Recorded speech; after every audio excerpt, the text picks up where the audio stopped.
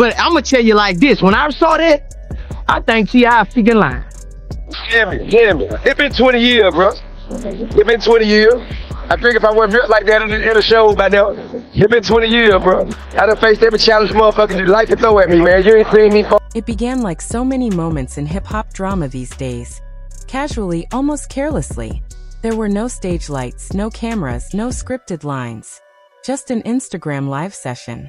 Boosie was talking freely, swaying between topics the way he always does. Laughing, venting, and saying whatever came to mind. At first, nothing felt out of the ordinary. Fans tuned in, expecting the usual unfiltered energy. The kind of spontaneity that made his streams so entertaining. Then, without warning, a name slipped into the conversation. King Harris.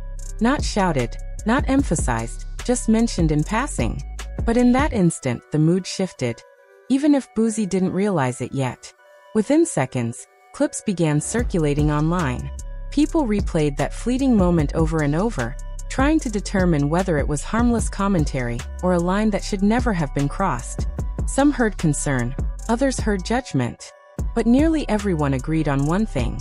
When it comes to someone's child, especially in a public setting, there is no neutral ground. The internet didn't pause to seek clarity. It immediately jumped to interpretation. And once that happened, the fire was already lit.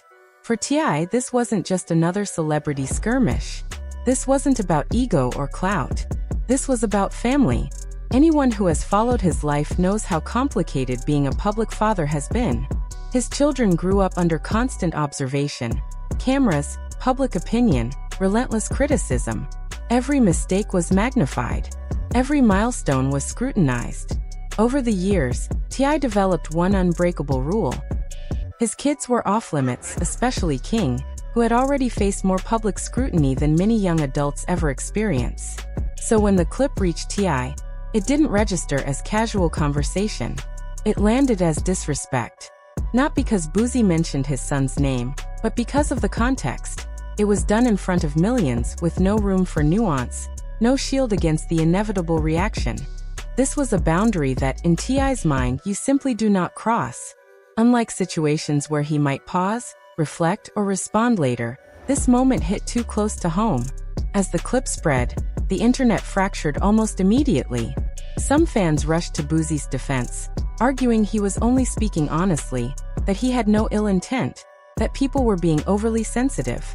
Others were just as loud on the opposite side, insisting there's a stark difference between being real and being reckless, especially when children are involved. Memes followed, reaction videos multiplied, and with each repost, the moment grew more distorted, more removed from how it had actually occurred. T.I. remained quiet initially, but that silence was far from calm. Anyone who knows him understands that when he goes quiet, it usually signals careful calculation, choosing his words, weighing whether words alone can suffice. When he finally spoke, it was not measured. It was not polite. It was raw, emotional, and protective.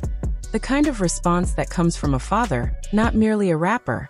His voice carried anger, but beneath it was a deeper frustration, not only at Boosie but at a culture that feels increasingly comfortable commenting on other people's children. He made it clear, this wasn't about industry respect anymore. This was about boundaries, about lines you do not cross, even if you think you are being honest. The intensity of his response shocked those who believed they had seen every side of T.I. That moment fundamentally altered the narrative. What had been a debate among fans now turned into confrontation. People who had been undecided were suddenly forced to take sides. Some felt T.I. had overreacted, while others believed he hadn't gone far enough. Yet no one could deny that his response was authentic. It wasn't rehearsed. It wasn't calculated. It was emotional, and that made it impossible to ignore. Boosie found himself navigating unfamiliar territory as the backlash intensified. His previous comfort in controversy, his skill in thriving within chaotic conversations, offered little protection here. For years, he had built his public persona on saying exactly what he wanted, whenever he wanted, regardless of opposition. That unfiltered approach had long been celebrated as authenticity, earning him respect for refusing to censor himself for the industry or the public. But this moment carried a different weight. and he felt it shift beneath his feet. The discomfort stemmed not from the sheer volume of criticism, but from its tone. This was not outrage born of shock or misunderstanding. This was a focused, direct response rooted in something far deeper: respect. Respect is a boundary even the boldest personalities hesitate to cross once they realize it has been violated. Boosie wasn't being accused of provocation. He was being accused of dismissiveness, a distinction that mattered greatly in this context. As the discussion continued, even longtime supporters began to waver. Some continued to defend him, pointing out that Boosie had never pretended to be polished or politically correct. He built his platform on brutal honesty, they argued, not careful phrasing. Yet even among these loyal voices, a subtle acknowledgement emerged. This time, the comments landed differently. This time, the moment required awareness, not just volume. T.I.'s response transformed the dynamic entirely. It was no longer just another celebrity speaking out. It was someone with equal stature, equal history, and equal credibility, responding from a place of principle. When T.I. spoke, the conversation shifted from debate to reflection. The issue was no longer simply about freedom of speech. It became a question of responsibility. Not whether Boosie could say what he did, but whether he should have. That realization put Boosie in a corner he rarely occupied.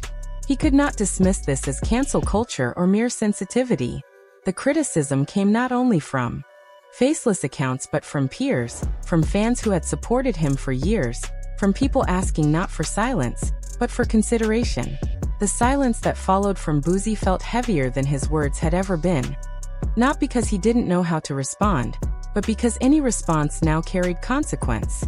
Doubling down risked reinforcing the narrative that he didn't care. Apologizing required acknowledging a boundary he had long claimed didn't exist. Remaining silent risked letting the story write itself. What made this moment particularly striking was that it wasn't about ego. It wasn't about who spoke first. It was about how quickly public perception shifts when people feel disrespected rather than entertained. Boosie had built his reputation on shock value, but shock has a shelf life. Respect, however, does not. As days passed, the conversation evolved. People weren't just talking about the comment anymore. They were discussing patterns. They questioned how often humor is used to deflect accountability, whether keeping it real becomes a shield against reflection, and whether authenticity loses value when it disregards impact. Boosie's situation became emblematic of a larger issue in hip-hop culture and public discourse. Where is the line between honesty and harm?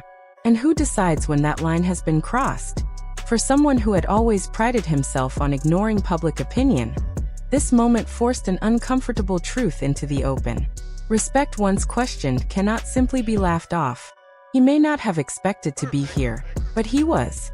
Whether he chose to speak, stay silent, or shift his approach, one thing was clear. This was no ordinary controversy. It challenged the very foundation of how his voice had been received for years.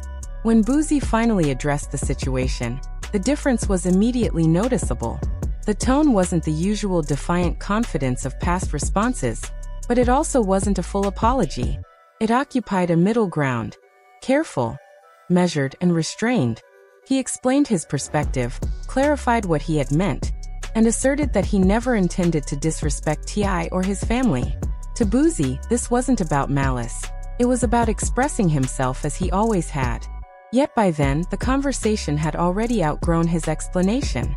The public was no longer debating intent but reacting to impact. And in public perception, impact often carries more weight than intention. His clarification reopened the chapter rather than closing it. For some, it provided context. For others, it felt like deflection. Fans were divided. Supporters insisted Boosie was misinterpreted, unfairly pressured to apologize for simply being himself. They highlighted that his voice had always been blunt and unpolished, that honesty isn't always comfortable.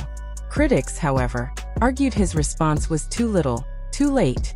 By the time Boosie spoke, T.I.'s words had resonated, reframing the discussion around loyalty, family, and boundaries. Against that backdrop, Boosie's explanation felt incomplete. Not wrong, but insufficient. The prior silence amplified this perception, allowing assumptions to solidify. narratives to form, and lines to be drawn. When Boosie finally spoke, he wasn't just addressing a single moment. He was responding to days of interpretation, reaction, and emotional investment. That's why the damage felt irreversible.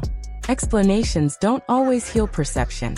Once people feel a line has been crossed, clarification can feel like revision rather than accountability. The situation sparked a broader conversation beyond the two men involved.